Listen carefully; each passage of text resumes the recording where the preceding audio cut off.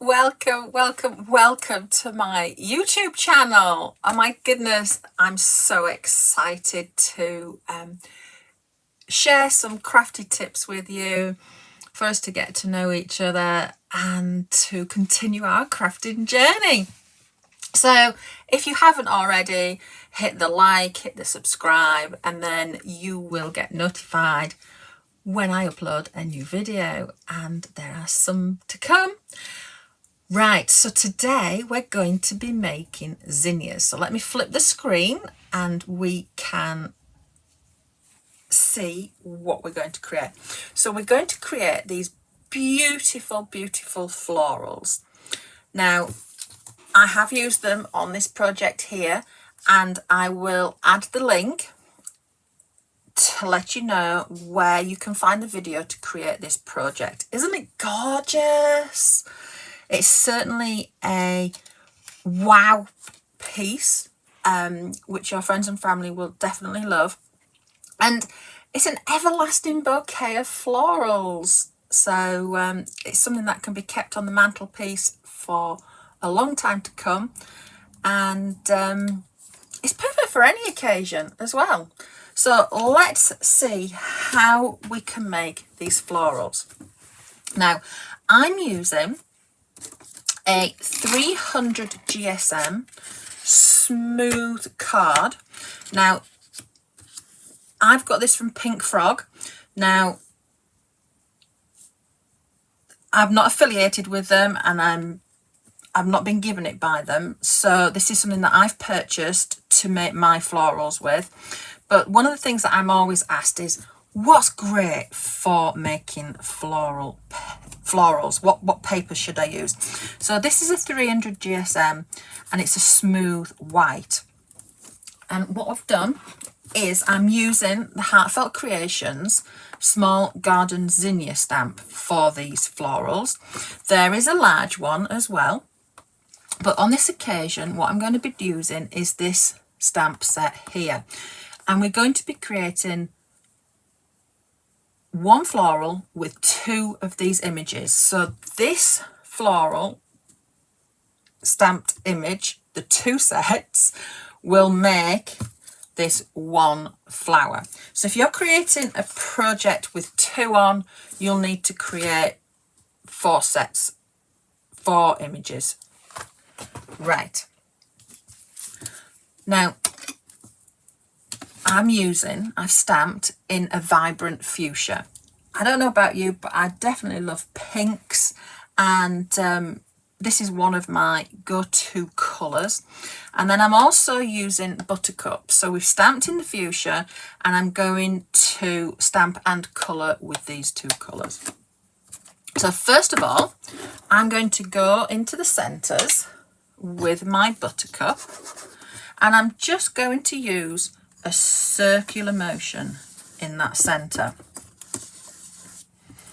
like so. Now, every flower is different, so don't worry if some of them are coloured higher than others, because in nature, every flower is different. And then I'm going to come in with my fuchsia, and I'm just going to colour around those edges. So I'm just using a circular motion, and I'm just adding the colour.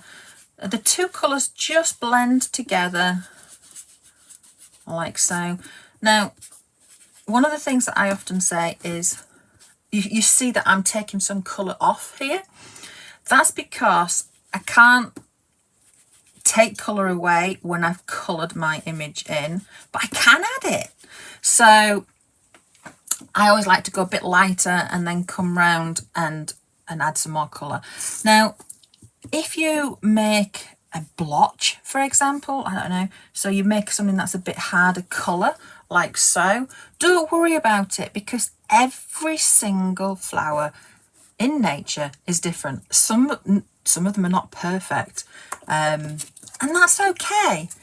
So what we're going to do next is I'm going to take a coordinating die to the zinnia, and we'll just lay it over the stamped image, tape it down, run those through your die cutting machine. And then what we get is our die cut images. Now what I'm going to do is I'm going to come in with my pink, my vibrant fuchsia again, and I'm just going to add some more colour to the outer side of these petals so that this all blends together and it gives that gorgeous colouring, beautiful shading, like so.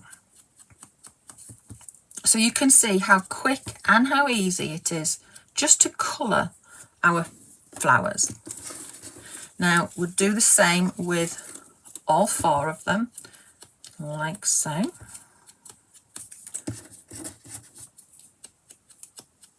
I don't know about you, but when I'm making flowers, pinks and yellows are definitely one of my favourite go-tos.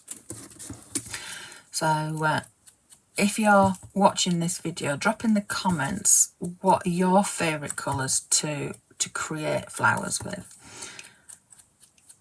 It's always beautiful to see different colours together. So I've got the blues and a purpley and the pinks together on the card that I showed you earlier. Right, so we've got all those coloured, and what we're going to do is we are going to put these into the flower shaping mould, and what we're going to do is I'm going to put them in stamp side up, and then we're just going to put the lid on. You can do multiples, so you can double layer these, so we can put another layer in on top like so, and we can mould the shape of more than one, which is great, isn't it? I mean, that's just, you know, I don't know about you, but time saving is definitely something that's really integral to my crafting. Okay, so then all we're going to do is we're going to put the lid on. We'll run that through the die cutting machine. To do that, to use these moulds, you do need to have a wide mouthed die cutting machine. There we go. Okay, so when they come out of the mould, they're lovely and shaped. So you can see that it's no longer flat. The mould has done the magic for us. Now what I'm going to do is I'm going to come back in and I'm just going to shape by hand. Now I'm going to spritz them with water, and you can also spritz it with water before it goes in the mould. The choice is yours. The water just helps to break up those fibres in the card. So I've just added a little bit of water there, and I'm just going to come in. So I'm going to put my thumb in my petal and I'm going to pinch at the ends like so. Okay, and I've done that to all my flowers, so we've got all 4 here. So what we're going to do now is I'm going to bring in my flower shaping mat and I'm going to tickle their tummies. So I'm going to take a shaping tool and just press down in the centre like so with a circular motion. So you can see here on the image there's a circle. As all I'm doing is running my tool around that part of the image like so. So I'll do that to all 4, and then I'm going to come in with my piercing tool. So I'm going to use my piercing mat and I'm just going to go through and I'm going to pull this up my tool, because you can see that this is narrower at the bottom and wider at the top, and by doing that I can get a really wide hole or a narrow hole depending upon how many stamens I'm going to be putting through my flower. Will depend upon where I pull that up my tool. And it's okay if you don't pull it up far enough, just redo it. Okay, so that's all 4 of those done. Now I'm just going to take some stamens. So I'm using a yellow stamen, and this is a beaded stamen, and they're wired. So I've taken 2, 4, 6 of them, twisted them together, and then I'm going to just thread that through my smallest one first. So I've got 2 smaller ones and 2 larger ones, and I'm going to be using the 2 smaller ones first. So I'm going to pull that through and then just place my stamens where I want them, like so. And then I'm going to come in with my hot glue gun and just add some glue to the back, like so. And then we'll thread the next one through. So now you can see I didn't make that hole big enough.